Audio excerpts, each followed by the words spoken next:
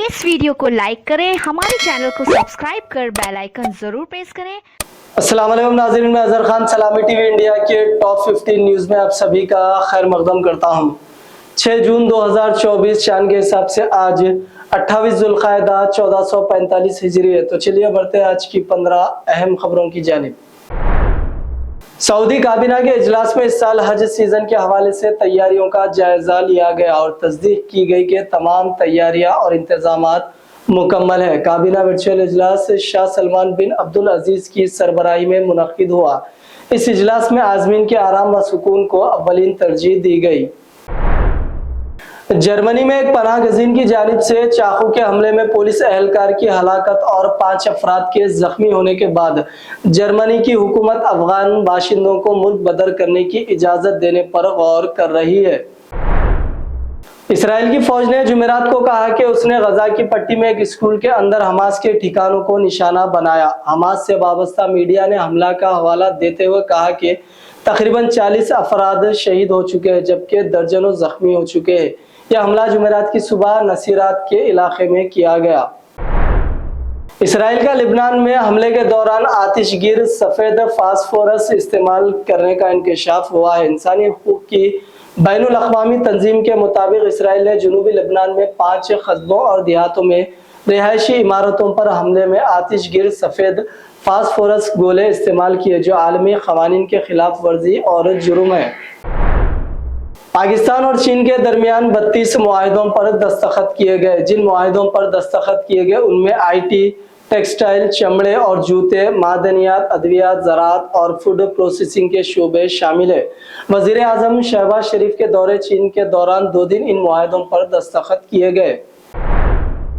Bharatiya Janata party Narendra Modi की क़यादत में अपनी इत्तेहादियों के साथ मरकज़ में नई हुकूमत बनाने जा रही है। इससे पहले बीजेपी एक अहम मीटिंग जुमेरात को कौमी सदर JP नड्डा के रिहायशी गाह पर हो रही है जिसमें हुकूमत के खाके पर तबादला ख्याल किया जा रहा है। लोकसभा इंतखाबात के नताइज में इस बार भी बीजेपी ने दिल्ली के तमाम लोकसभा सीटों पर कामयाबी हासिल की है।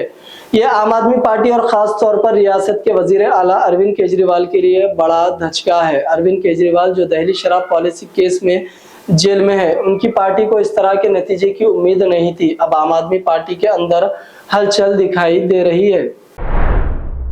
18वीं लोकसभा इंतखाबात के बाद मुसलसिल तीसरी बार वजीर आजम का ओहदा संभालने जा रहे हैं भारतीय जनता पार्टी बीजेपी की ज़ेर क़यादत कौमी जमहूरी इत्तेहाद NDA के रहनुमा नरेंद्र मोदी की हफ्ते के आखिर में होने वाली हल बर्दारी की तकरीब के लिए तैयारियां तेज हो चुकी है।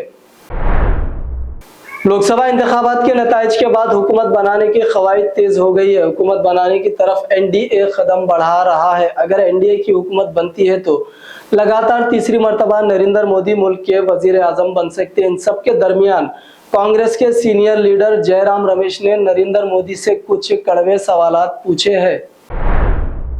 गवर्नर आंध्र प्रदेश जस्टिस अब्दुल नजीर ने आंध्र प्रदेश असेंबली को तहलील करते हुए नोटिफिकेशन जारी किया है। दस्तूर की दफा 174 के तहत रियासती काबीना की सिफारिश पर असेंबली तहलील करने का एलामिया जारी किया गया। चीफ मिनिस्टर के ओहदे से YS जगनमोहन रेड्डी ने कल अपना इस्तीफा पेश करते हुए असेंबली तहलील करने की गवर्नर से सिफारिश की थी।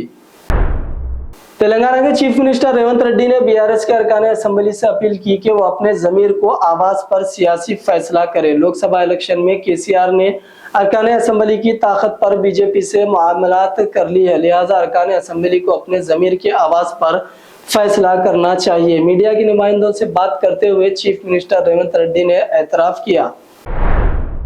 तेलंगाना प्रदेश कांग्रेस कमेटी ने लोकसभा इंतखाबात में कांग्रेस की शानदार कामयाबी पर चीफ मिनिस्टर रेवंत रेड्डी को मुबारकबाद पेश की। प्रदेश कांग्रेस कमेटी के आमिला के कायदीन ने आज चीफ मिनिस्टर रेवंत रेड्डी से उनकी क़यामगाह पर मुलाकात करते हुए तहनीयत पेश की है। BRS सोशल मीडिया के कन्वीनर M कृष्णक ने चीफ मिनिस्टर रेवंत रेड्डी की जानिब से BRS के सरबराह KCR पर बीजेपी को कामयाब बनाने के लिए सारी ताकत झोंक देने का इल्जाम आयद करने की सख्त मजम्मत की। हैदराबाद शहर के मुज़फ्फराबाद में एक शख्स की अचानक मौत हो गई। जिला मेडचल केसरा मौजू में मेडिकल शॉप पर काम करने वाला मुरली नामी शख्स अद्वियात खरीदने के लिए आने वालों को दवा देने के बाद बिल बना रहा था कि अचानक उसके कल्ब पर हमला हुआ, जिसके नतीजे में वो नीचे फर्श पर गिर पड़ा। कुछ ही देर के बाद उसकी मौत हो गई। इस बार असदुद्दीन ओवैसी समेत लोकसभा इंतखाबात में मुल्क भर में 24 मुस्लिम उम्मीदवारों ने कामयाबी हासिल की है, जिनमें तृणमूल कांग्रेस के उम्मीदवार और मगरबी बंगाल के बहरामपुर से साबिका क्रिकेटर यूसुफ पठान और धोबरी आसाम से कांग्रेस के उम्मीदवार रकीबुल हसन शामिल है। तो नाज़रीन इकराम, ये थी सलामी टीवी इंडिया की टॉप 50 न्यूज। दीजिए आपके दोस्त अजहर खान को इजाजत। अल्लाह हाफिज।